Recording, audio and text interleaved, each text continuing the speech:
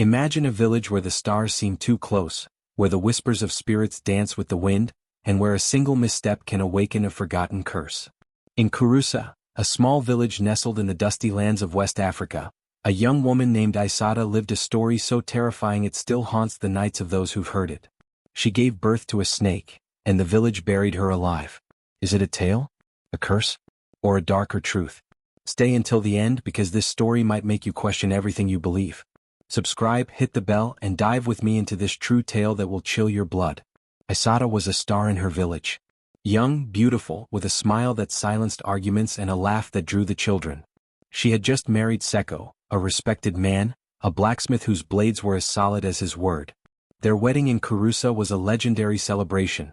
Tam-tams echoed, griots sang praises, and the elders blessed their union under a baobab centuries old.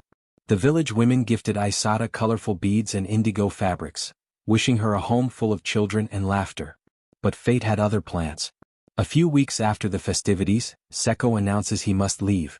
His work calls him to a distant city, where he forges tools for merchants. I'll return before the next rainy season, he promises Aïssata, squeezing her hand. She nods, but deep down a small fear takes root. Being alone in a village where she's still a newcomer isn't easy. To protect her, Maimouna, Seko's mother, moves into her hut. Maimouna is a formidable woman, respected yet feared. They say she knows the secrets of the ancients, the herbs that heal, and those that curse. Days turn into weeks.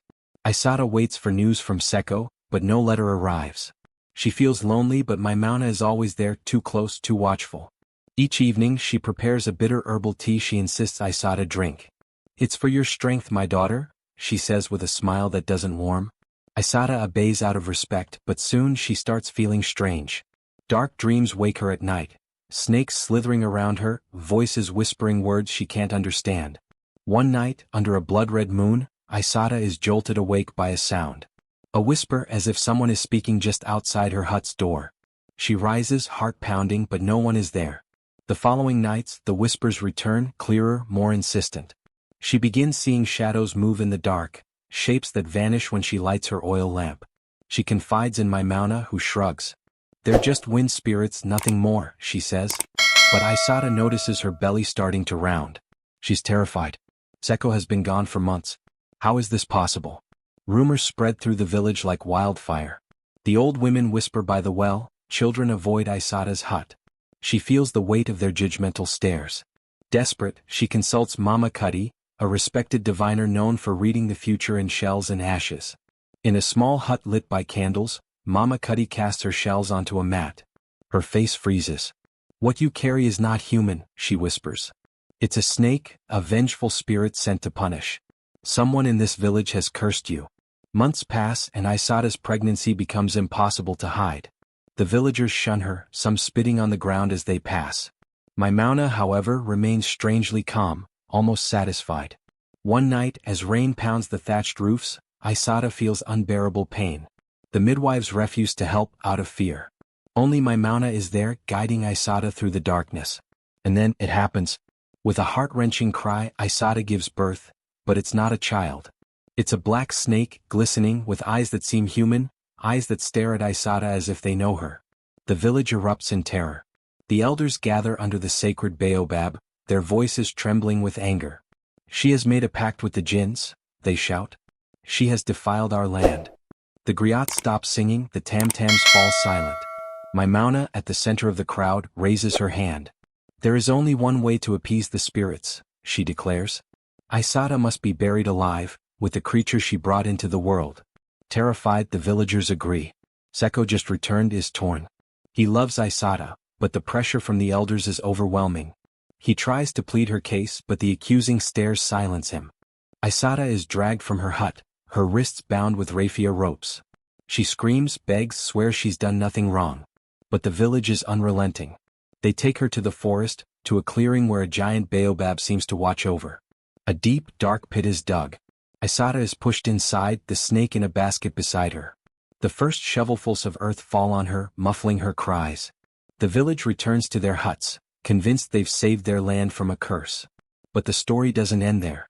The next night, a storm breaks, more violent than anything Kouroussa has ever seen. Lightning strikes the baobab, and an inhuman scream tears through the air. Terrified, the villagers barricade themselves in their homes. At dawn, a group of brave men returns to the clearing. The pit is empty. Aïssata is gone. In her place, a sinuous trail leads straight to Maimuna's hut. Suspicious, the villagers approach. They find Maimuna dead, a black snake coiled around her neck, her eyes wide open in a look of terror. Mama Cuddy, called in urgently, reveals a chilling truth. Maimuna, consumed by jealousy, couldn't bear her son's love for Aïssata. She had made a pact with an ancient jinn, using forbidden charms to bind Aïssata to a spirit snake. Her goal? To destroy Aïssata and keep Seko for herself. But the jinn turned against her, freeing Aïssata in a burst of lightning. No one knows where Aïssata has gone. Some say she lives in the forest, protected by the spirit snake. Others whisper she has become a spirit herself, watching over those who are betrayed. Seko, broken by guilt, leaves Kouroussa forever. The village, marked by shame, now avoids the baobab clearing. Children say that on full moon nights, you can hear a woman singing softly in the forest, and see a snake with human eyes slithering between the trees. Did this story give you chills? Was Aïssata a victim, a witch, or something in between?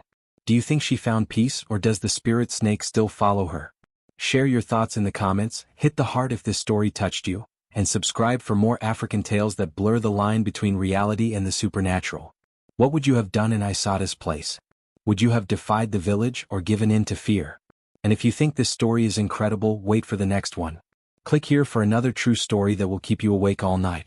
Thanks for listening and see you soon, if you dare to return to the shadows of the spirits.